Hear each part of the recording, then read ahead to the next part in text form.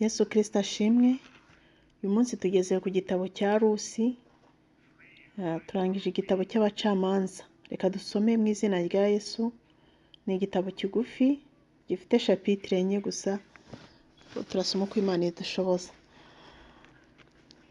Dusome mu izina rya Yesu. Elimeleki na Nawomi basuhukira i Mowabu.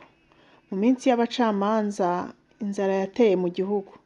Nuko umugabo w'i Betelehemu y'i Buyuda asuhukira mu gihugu cy'i Mowabu, we n'umugore we n'abahungu be bombi.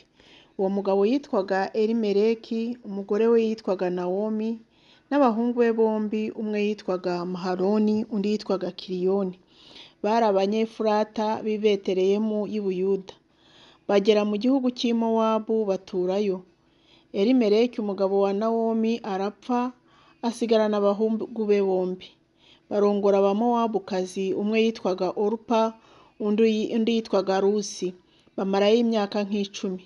Maze Mahaloni na Kiliyoni bombi barapfa.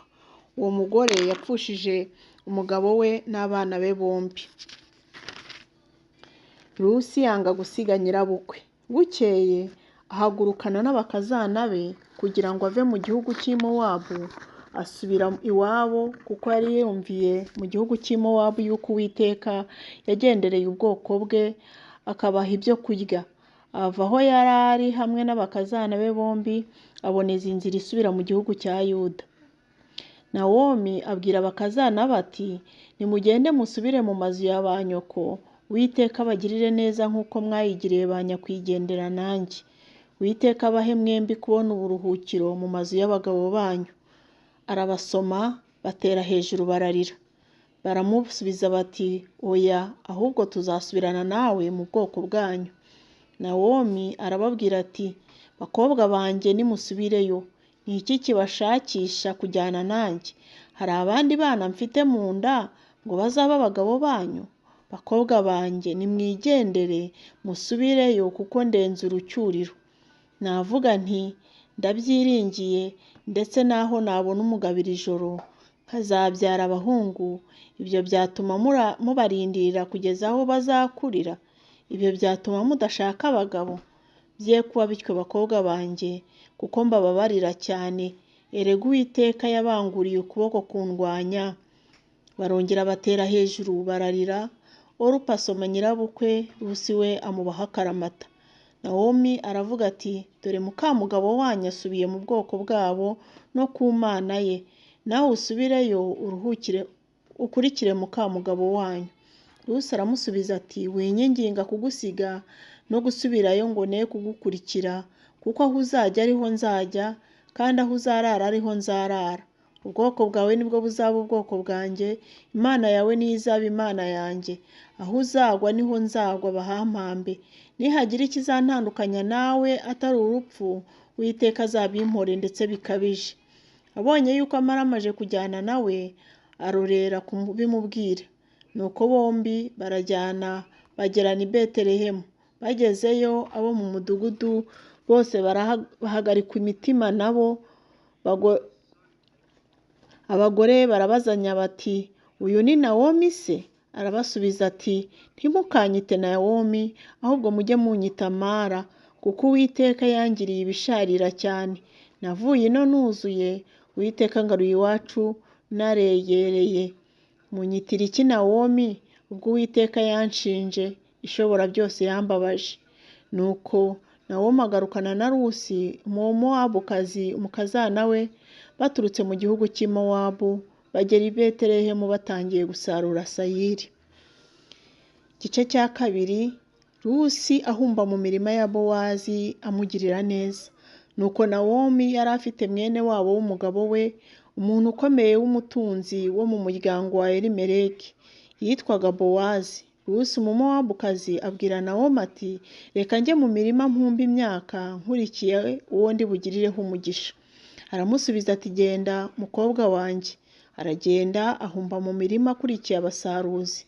Umurima yagezemo wari uwa Bowazi wo mu muryango wa Elimeleki, ariko yari atabizi. Bowazi ava i Betelehemu araza asuhuza abasaruzi ati, Uwiteka abane namwe. nabo baramusubiza bati Uwiteka aguhe umugisha. Maze Bowazi abaza umusaruzi ati uyu mukobwa ni uwande? Umusaruzi aramusubiza ati ni wa Mumowabukazi wagarukanye na Nawomi avuye mu gihugu cy'i Mowabu. Yambwiye ati ndakwinginze emera ko nkumba nkurikiye abasaruzi hagati y'imiganda. Nuko araza, yahereye mu gitondo, n'ubu keretse akanya gatoya yinjiye mu nzu. Maze Bowazi abwira Rusi ati urumva mukobwa wanjye, ntukajye ujya mu murima wundi kandi ntuve hano, ahubwo ujye uba bugufi bw'abaja banjye, uhange amaso ku murima basaruramo ubakurikire. Ntiwumvise ko ntegetse abahungu ko batazakuhakura? Kandi uko ugize inyota ujye ujya ku bibindi unywe ku y'abahungu bavomye. Rusi yikubita hasi yubamye aramubaza ati ni iki gitumye nkugiriraho umugisha kunyitayeho kandi ndi umunyamahanga? Bowazi aramusubiza ati bansobanuriye neza ibyo wagiriye nyokobukwe byose uherayeho umugabo wawe yapfiriye, kandi yuko wasize se na nyoko n'igihugu wavukiyemo ukaza mu bwoko utari uzi. Uwiteka kwiture ibyo wakoze, ugororerwe ingororano itagabanije n'Uwiteka Imana ya Isiraheli wahungiye munsi y'amababa yayo. Aramubwira ati nkugirireho umugisha databuja, kuko umaze umubabaro ukabwira umuja wawe neza, nubwo ndahwanye n'umwe mu baja bawe. Igihe cyo kurya gisohoye, Bowazi aramubwira ati ngwino urye umutsima ukoze intore yawe muri vino isharira. Yicarana n'abasaruzi bamuha impeke zikaranze, arazirya arahaga arasigaza. Ahagurutse guhumba, Bowazi ategeka abahungu bati ahumbe no hagati y'imiba ntimumucyahe, kandi mumusohorere zimwe mu miganda muzisige azihumbe ntimumuhane. Nuko ahumba muri uwo murima ageza nimugoroba, ahura izo yahumbye ziba inshuro imwe n'umucagate bya sayiri, arazikorera ajya mu mudugudu. Nyirabukwe abona izo yahumbye kandi akura mu gikondorero ibyo yashigaje arabimuha. Nyirabukwe aramubaza ati wahumbye mu kwande uyu munsi, wakoze he? Hahiriwe uwakwitayeho.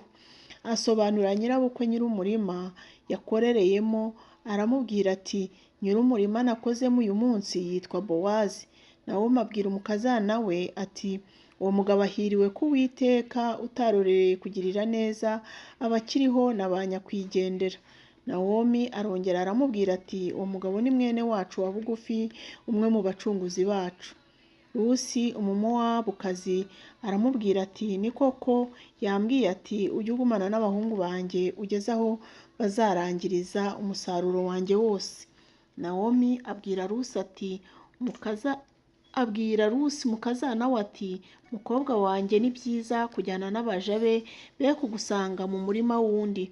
Nuko akajya aguma bugufi bw'abaja ba Bowazi, akajya ahumba ageza aho barangirije gusarura sayiri n'ingano, kandi abana na nyirabukwe.